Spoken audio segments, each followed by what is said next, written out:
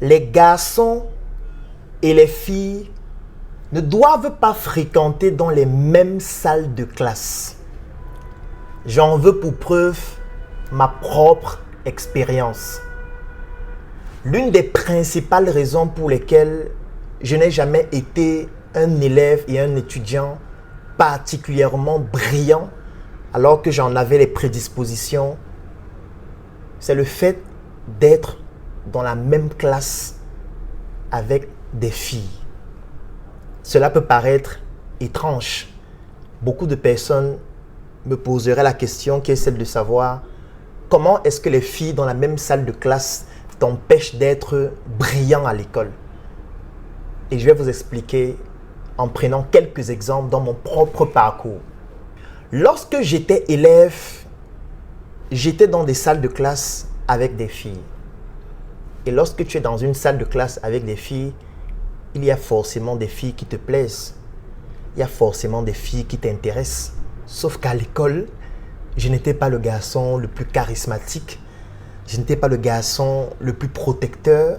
Les filles sont intéressées par les garçons les plus âgés qui peuvent s'occuper d'elles sur le plan financier, sur le plan physique, même s'il fallait bagarrer. Je n'étais pas celui-là qui va bagarrer pour protéger ma copine. Donc, je n'avais pas le profil que les filles recherchent. Donc, du coup, les filles qui m'intéressaient, comme j'aimais les choses aussi fines, la viande sans os, les filles qui m'intéressaient ne m'étaient pas accessibles. Ce qui fait qu'au final, comme je m'intéressais beaucoup à mes études, on m'appelait parfois Jean l'école. Celui qui est toujours en train d'étudier, en train de faire les mathématiques. Et ça me frustrait.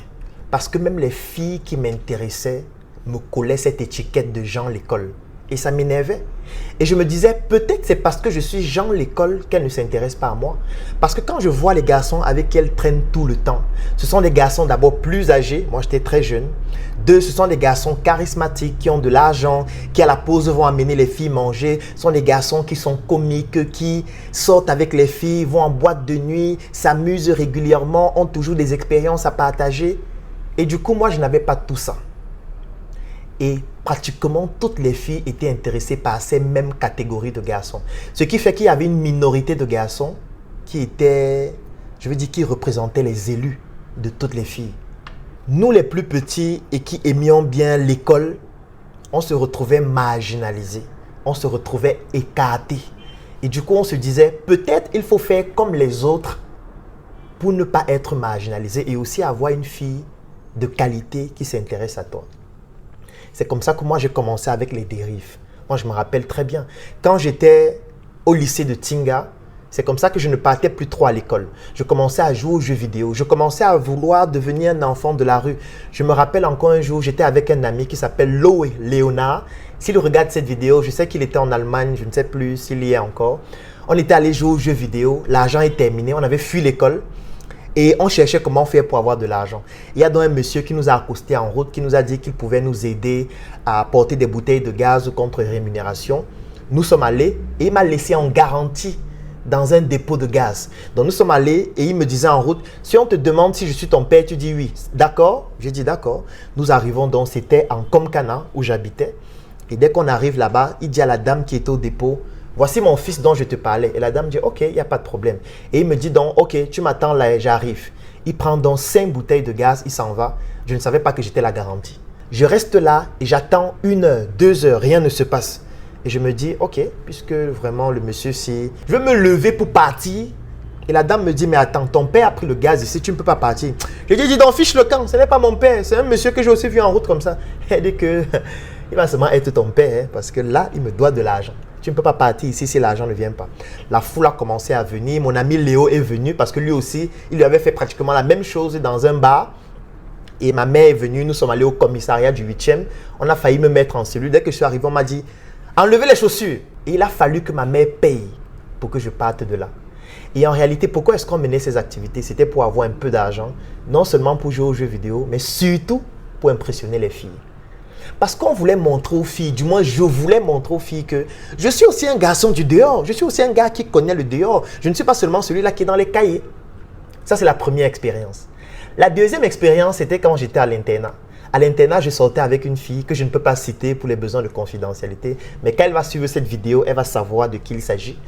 Et on sortait ensemble, j'étais en troisième parce que je suis arrivé à l'internat en troisième. Puisque j'ai échoué le BPC au lycée de Tinga, mes parents ont décidé de m'envoyer à l'internat comme pour me punir en me disant tant que tu n'as pas le bac, tu ne rentres pas. Donc je m'en vais dans Ebolova, au lycée classique et moderne. Je suis à l'internat et je tombe amoureux d'une fille en troisième. On commence à sortir ensemble. Et à partir d'un certain temps, je sens comment son intérêt pour moi diminue. Et je ne comprenais pas pourquoi. À cette époque-là, j'aimais beaucoup l'école. Je ne voulais pas redoubler parce que je me disais, là, je suis déjà à l'internat. Si je reprends, c'est grave. Et je voyais comment elle s'éloignait de moi au fur et à mesure. Et elle s'intéressait à un autre garçon qui était dans mon même box. Parce qu'à l'internat, on dormait dans des box ensemble. Donc, elle s'intéressait à un garçon qui dormait avec moi dans le même box. Ce qui fait que chaque soir, il nous racontait ses histoires avec elle. Il nous racontait comment il est sorti avec elle. Ils étaient en boîte de nuit, ils ont couché ensemble. Mon cœur pouvait s'arrêter en fait. Donc, j'avais l'impression que je devenais fou.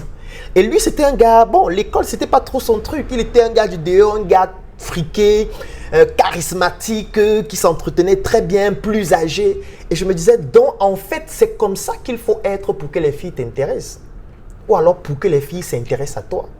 J'ai donc commencé à fuir aussi l'école. J'ai commencé à sortir aussi la nuit. J'ai commencé à escalader, à vouloir aussi montrer à cette fille que je suis un gangster. J'ai commencé même à changer mon style vestimentaire. Parce qu'il fallait que par ma manière de m'habiller, qu'on se dise que ce gars-ci, c'est quand même un gars charismatique. Donc, je ne m'intéressais plus trop à l'école. Je me concentrais sur ce que je dois faire pour mieux attirer les filles. Quand j'étais en classe de première, je sortais avec une fille que je ne peux pas citer dans cette vidéo, mais tous ceux avec qui j'ai fait première C au lycée classique et moderne de Bolova connaissent la fille avec qui je sortais. Et un jour, nous étions en train de faire un cours d'anglais. Et pendant le cours d'anglais, puisqu'elle était dans ma classe, pendant le cours d'anglais, moi je ne faisais pas le cours, j'étais là, je tapais les divers, j'étais au fond. Je voulais montrer aussi que je suis un gars, je suis un gars qui doit plaire aux filles.